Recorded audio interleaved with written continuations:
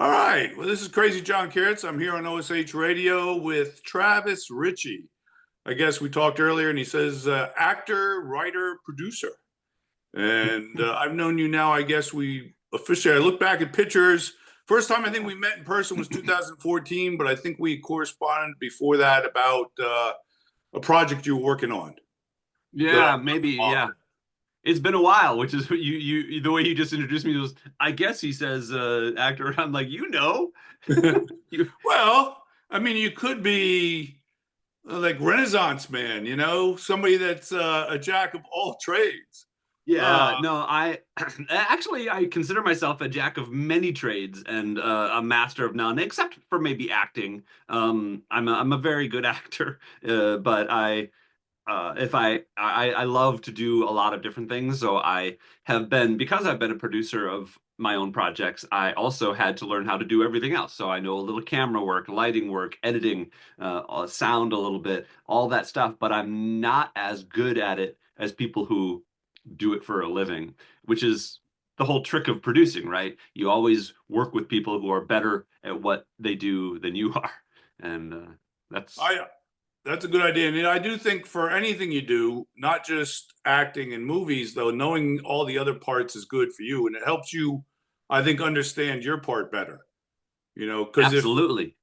I was just on two different recordings, and it was interesting to me because it'd been a while since I'd been on a live recording, especially Mhm. since COVID, and some of the new technology that they're using and stuff, where what the cameraman's doing can be being seen by so many people.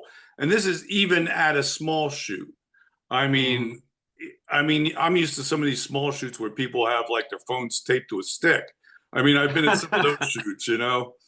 And then Yeah. you're at the shoots where they have the tracks and the camera rides around the track like they're on a Disney ride. But it was Oh, sure. interesting for me, some of the new technology that's coming out there that enables them to see it, different people from different angles, and kind of help direct then what's going on. Sure. Yeah. My It was point of that, sorry, go ahead. no, I was working on the talk for many years. It just ended last December. But one of the things that they had, which I found fascinating, was they had in the soundstage, they had dots on the ceiling, and the camera had a sensor that was looking up at the dots. And so the camera knew where it was in the space. And because of that, they could create augmented reality objects. So they could create pieces of sets or boxes that explode or whatever on the stage. And I thought that was so interesting because it was all live. It was all happening in real time. Yeah, that is interesting. Yeah, my point though was, as you as an actor, if you understand more of the film, the cameraman and the director's roles, then you understand more of what could bring out the best in yourself during your part. Yeah, absolutely. And editing too is really important too because you get to you understand what you look like on camera and how you piece a performance together. And so there are times when you can do a different take, like something very different from take to take, if you want to try something different. But there are other times when you really want to nail your performance down before the cameras roll and pretty much give them the same thing from take to take so that they can piece it together. And then the different takes are just to kind of allow for mistakes, right? So Well, I guess the main purpose having you on today was to talk about your vampire book. But yeah, let's see, can you see that there? I never know if it comes in, it doesn't I'll come hold in. up mine on There the, you on the go. iPad. And but also, I don't know. Why don't we start with you telling us more about yourself? I mean, what got you interested in acting and writing and Hmm. everything? And I always say to people, though, one thing people don't understand. I feel if someone is artistic, that doesn't just go to one thing usually. I mean, like you said, actor, writer, producer. And people are always surprised when musicians also paint or do something else. And I think when you're creative, that works into more than just one aspect of you. Yeah, you just there's a need, a deep-seated need to create things. And I have always been the creative type growing up. Kids are creative by nature. and my mom especially fostered that in me. She was also a very creative person, still is. She writes, and and I think though that what really hooked me is that I was born with Bell's palsy, which is a partial paralysis of one side of my face, and so I have one eyebrow that works, the other doesn't. I can't close this eye right. I have a very slanty smile. My face is asymmetrical more than most, and kids would tease me a lot as when I was a kid, and so I I discovered acting, and what I loved about it was the ability to disappear inside of another person, right? To become someone else, someone who wasn't me being teased, by my peers or abused by my stepfather or whatever. And so that was really appealing. The second thing that really hooked me was that as a fan of movies, I loved being entertained and being transported out of my life for an hour or two, and kind of like into this other world that I was watching. And so I really loved starting with the stage work that I was doing, the the feeling that I was doing that for other people, right? So I was not only kind of helping myself escape, but I was helping other people escape, and that combination was is very addictive. And so I remember I was about 14 when it clicked. I realized it was what I had to do with my life, and so that was the acting thing. The writing thing came about. I guess I've been a writer for as long as I can remember as well. I wrote my first um, TV shows, and my dog is making noise behind me. Sorry about her. Um, I wrote my first episodes of TV, which were spec scripts for Star Trek Voyager in high school, and from then it was just always writing stories and whatnot. The impetus to write a novel was more recent. I actually came up with the idea for Decimus. It's called The Vampire's Curse, if you look for it. But I came up with the idea in 2009 as a movie. And the big twist I was putting on the vampire mythology is that when a vampire turns a human, it doesn't work most of the time. Like 9 out of 10 times, the human would just die. And so what that does is, because I'm a giant nerd, so I love thinking about like, well, what does this do to a world, or to this universe that I'm making?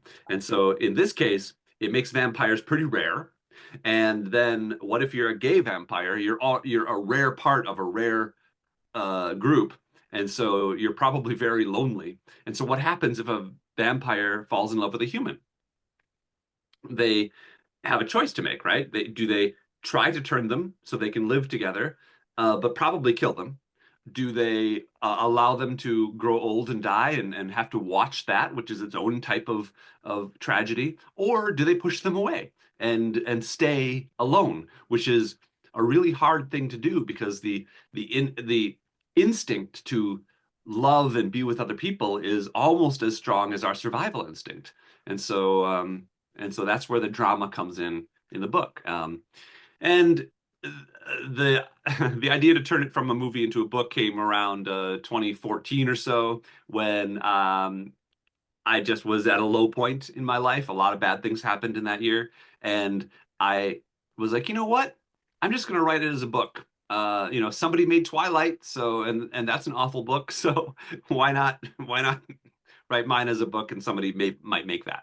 And I happen to have a friend who is a novelist and a really good writer and used to work on Star Trek The Next Generation, and she helped me break the plot of the story. And then it was kind of off to the races, although I did only peck at it for a lot of years, like just a little bit here and there. And it wasn't until the pandemic that I really buckled down and finished the rest of it. So, yeah. Yeah, I greatly enjoyed it. When you were saying that though about the love part, I did mention that to you in a text, I think, about it being about love.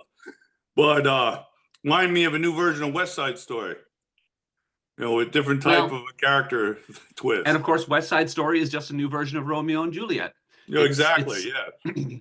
the star-crossed lovers story is uh, a tale as old as time. but I do think it's good, and people can get it on Amazon. It's not a hard read either. Yeah, it's Uh, pretty short. It's only 70,000 words, so it's on the shorter side of a novel. about But 250 pages, I think, and yeah, sets it up nice for the next one, which you said you are working on. So I I'm think if writing it anybody right picking up now. Vampire that loves Vampire is going to enjoy it. I did equate it to being a little bit like Anne Rice. Anne Rice's books can be very lusty in parts. Hmm. Unlike her, though, she describes uh, New Orleans a lot. You actually describe a lot of LA a lot in the book, which I Yeah, think in is this one, it is kind of a love story to LA. I've lived here for 22 years now, and I really love LA. And so um, I think that yeah, a friend of mine also described it as very Anne Ricey, which is funny because I never actually read Anne Rice. I've seen the movie and I've seen the new TV show for um, for Interview with the Vampire, which is great, and also very gay, which is cool. But and so this is, the idea of vampires being gay is not super new. I mean, they've always been kind of gay, and even the straight vampires. And so but what I tell people, I do warn people that this is not a capital R romance novel, right? It's not like, his lusty loins thrust into his waiting, crevices or whatever. But there is sex, and what I say is realistic depictions of sex, and so just be prepared for that. But yeah, it's funny that the reactions I've gotten have been very positive, even from straight guys, which is not my target audience. well, I did. I mean, I thought it was interesting though too because it made me think of some things I don't normally think of. So it kind of made me think, oh, okay, that makes sense to me because I kind of know that the other way around in some ways. Some of the things I'm not going to go into detail here during this, but it's interesting. It was interesting, I thought, Well, and thanks. I knew there was going to be the big battle at the end, but even though I kind of had an idea, I still enjoyed it, which I think is something to tell readers, because sometimes you can tell a plot what's happening in a plot and not enjoy it, and other times, even though it was coming, it would be enjoyable. And there were things in this I kind of suspected would happen, but when they came in a way that I enjoyed, which Yeah, means, if people think that after reading it, stick it through, and you're going to find out you're going to be pleasantly surprised. thanks very much. Yeah, it is interesting. I don't think there were a whole lot of twists that were super original either. Like that wasn't really my goal. And I drew inspiration from a lot of different sources for the story. I just wanted to tell a good love story, and the thing that I made difference was a more architectural change, right? And that's what makes this story different from other stories. And so I do think there are more twists coming in the next book. The next book is bigger in scope. It goes out into the world more, and there are more characters. The first book is really just kind of a a 5-person story, and so yeah, it's a daunting task going out and expanding this. And like we said about you pulling from your liking LA, I'm sure your next book, hopefully, you're going to tell us about other places that you enjoy if you're opening the scope. It's interesting because the next book goes to Europe, and I don't have a lot of experience with Europe, and so and actually goes to China as well, and so I don't have much experience with those places. I thought about doing a trip to like Athens, which is where a lot of the story takes place, but I can't afford it, so I might not be able to do that. I've been to Athens and it is nice, although I didn't get to be there as long as I wanted to be. But Mhm. I know you. I wondered if you were going to put Japan in the next book because I know you spent some time in Japan. I did, and I do love Japan, and it would make a great setting for some elements. It just didn't work for this story, Well, there's for the always next one. book 3 or 4. There are, yeah, it is a 4-book series actually, Well, that's good. is the plan. And so I've got the broad strokes all laid out. I know what's essentially going to happen in each book. So I just need to, when the time comes, breaking the plot to each individual book will be a little more time consuming process. That does sound good. Now I know you're working on another project, the Inspector book. I don't Hmm. know. Are you calling it the Inspector, a person who travels through time and space, or? Yes. Excuse me, John. Let me grab this toy away from the puppy who's chewing on it very loudly. Yeah. So the story is, that I played Inspector Spacetime on Community, and we wrote a web series intending to give it to them to make, and NBC didn't really want to make it. Let me see if this little girl wants to come up here. Do you want to come up here? Okay. There Be we quiet go. though. A guest appearance. There we go. This is Coco. Hi, Coco. She's a little needy baby. My Um, dog's down in the and basement, so right now he's sleeping down there. I could put her in her cage, but Oh, that's fine. She's fine.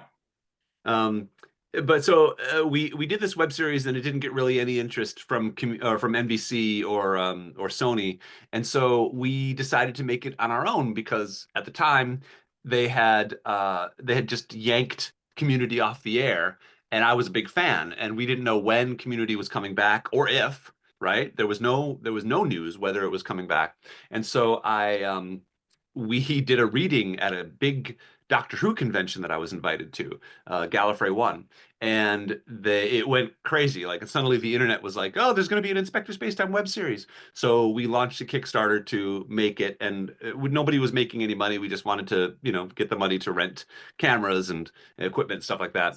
And so, uh, but I got a call from a lawyer from Sony who owns Community, saying that they didn't want me to do it. And well, saying that I couldn't do it. And I was like, well, I can. Because I mean, there are certain protections that we have, in America, and I had researched them thoroughly before I attempted to, launch a Kickstarter campaign. And but I was like, look, I don't want to fight with my favorite show. I'll change the title and the look of the main character, which are the only two things that can possibly be construed as not being original in this script. And so we called it Untitled Web Series about a space traveler who can also travel through time.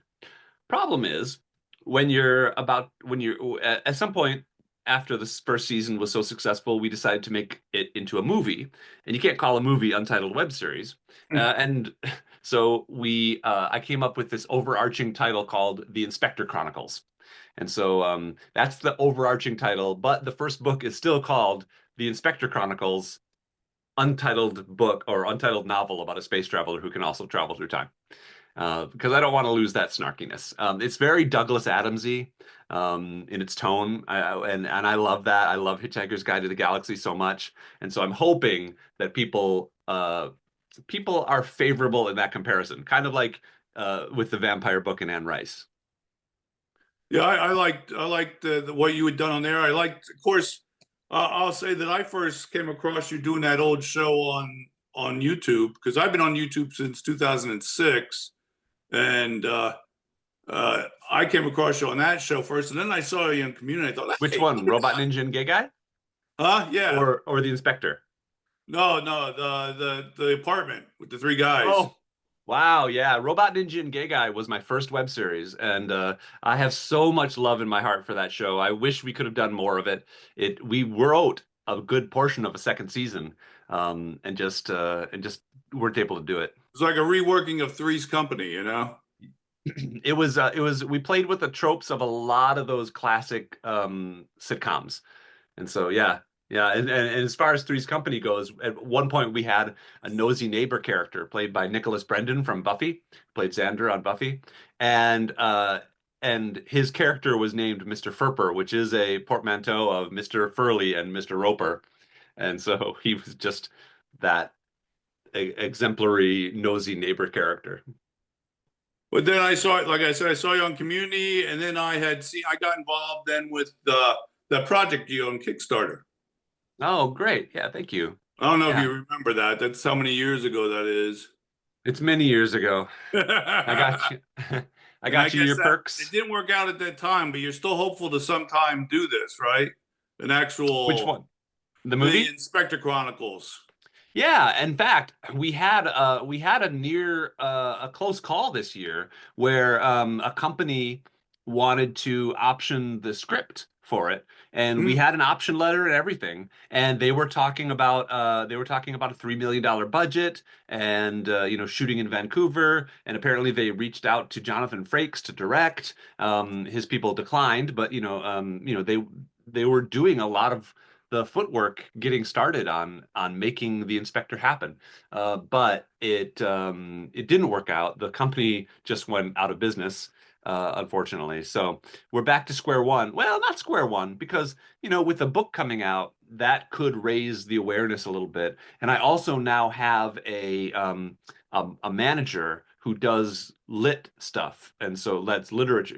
It's not literature. It's literary manager, and so they do in Hollywood scripts and writing for TV shows and movies and stuff like that. And so I actually have a meeting with them later today, and we'll be talking about what the possibilities are for the Inspector moving forward.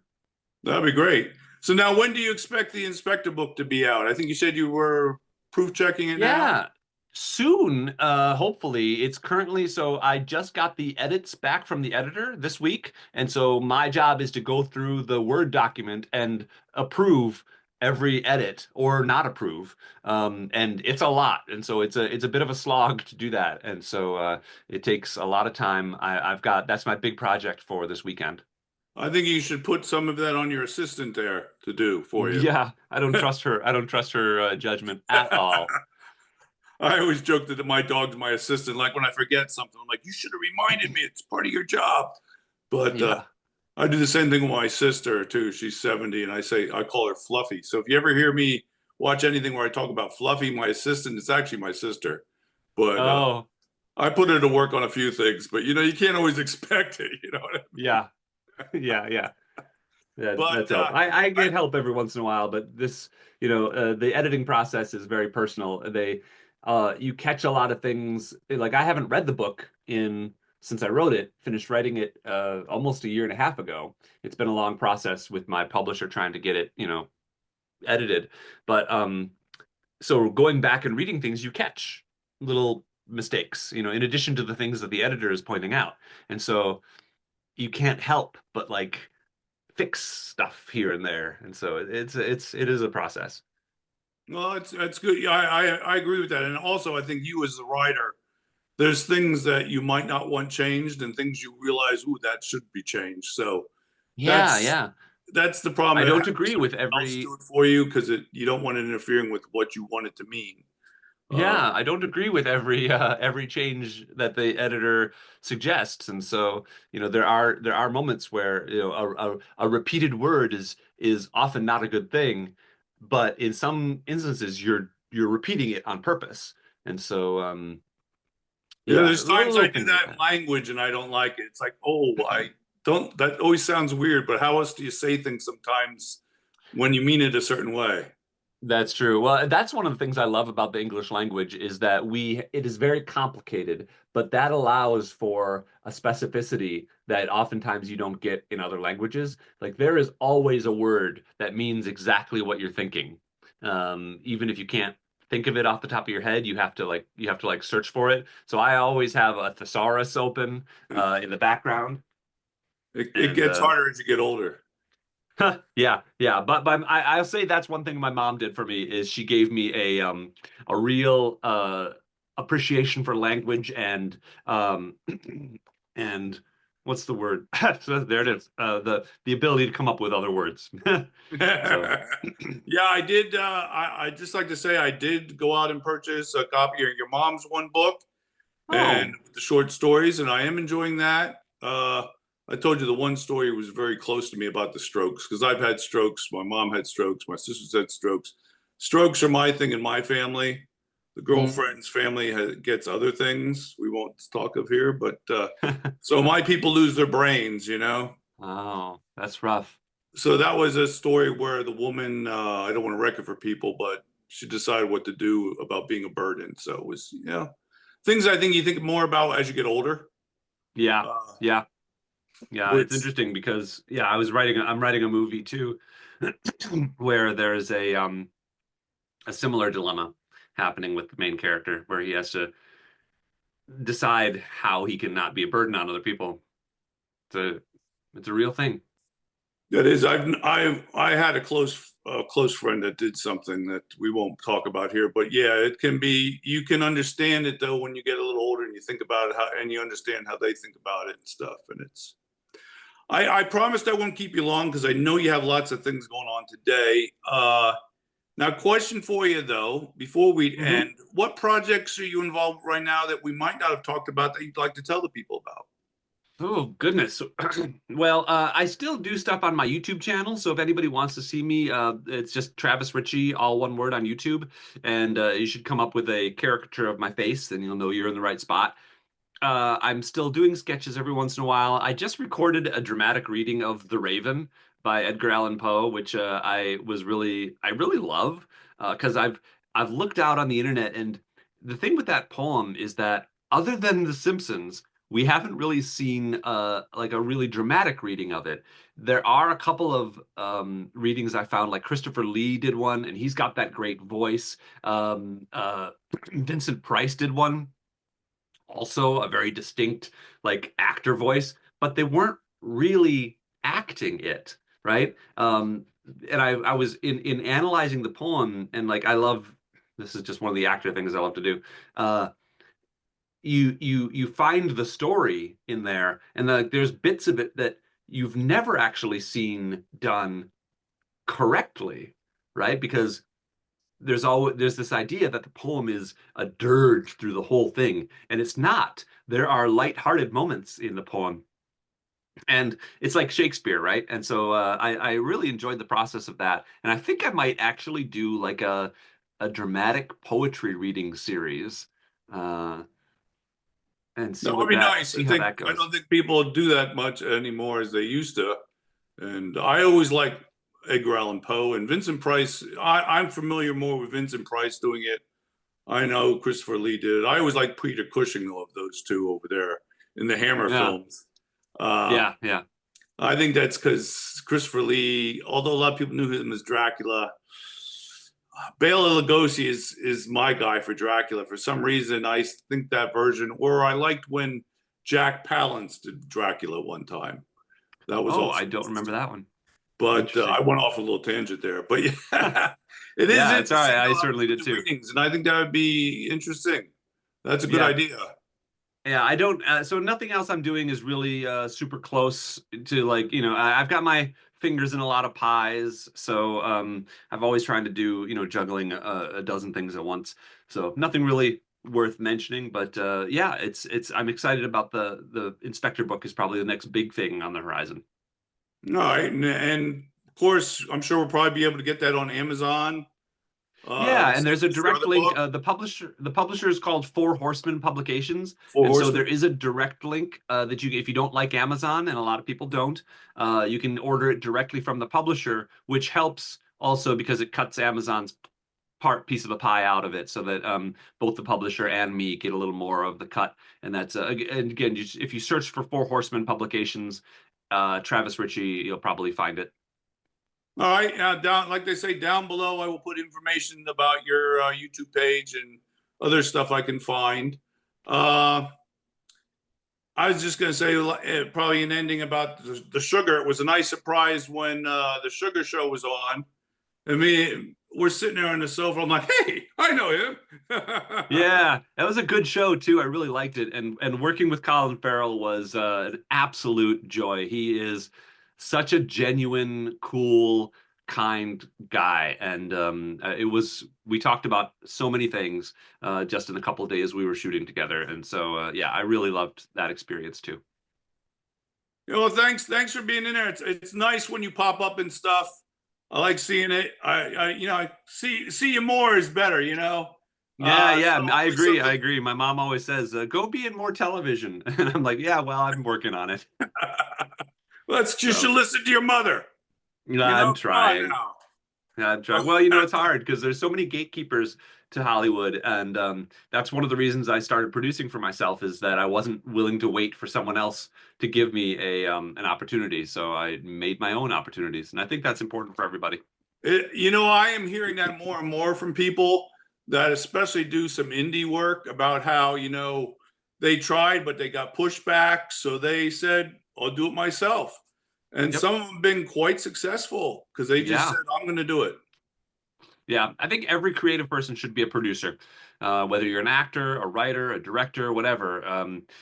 Being a producer allows for you to scratch that itch, to stretch that muscle, and so that when you are given opportunities, it actually helps you be ready for them. And so the first time I was on television, I wasn't super nervous about it because I had been in front of a camera, my own camera, so many times. That's a good point. So I think if a good takeaway for people watching this today is go out, be a producer, so you learn about it from that end.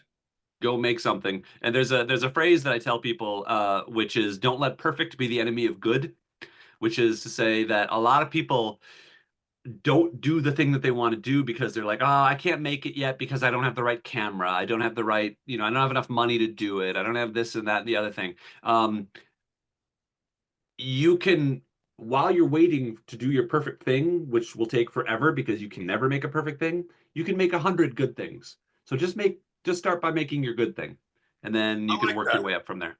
Yeah. I like the way you say it. I fully agree with it. And somebody interviewed me the one time. They said about all the great stuff I've done. I've said, well, I was honest with them. I said, well, actually, a lot of it I think is crap. I said, and then I'm like, ooh, maybe I shouldn't have said about that about my own stuff. But I'm just being honest. To me, I feel Yeah. like I myself have kind of played the 80% rule, which I don't know if you heard of. It's easy to get to that 80%, but to actually get that other 20% is more difficult than you think. It's Sure. like exponentially more. It's not just 20 units more. It's like maybe 100 units more to get that last 20% in.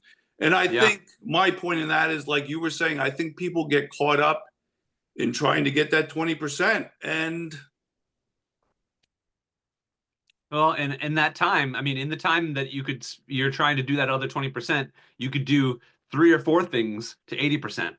And, then you've got, if you're talking numbers, then you've got like 240% or whatever, instead of 100. So ultimately I, you come out ahead. I also think it's interesting because I'm sure you've learned this too.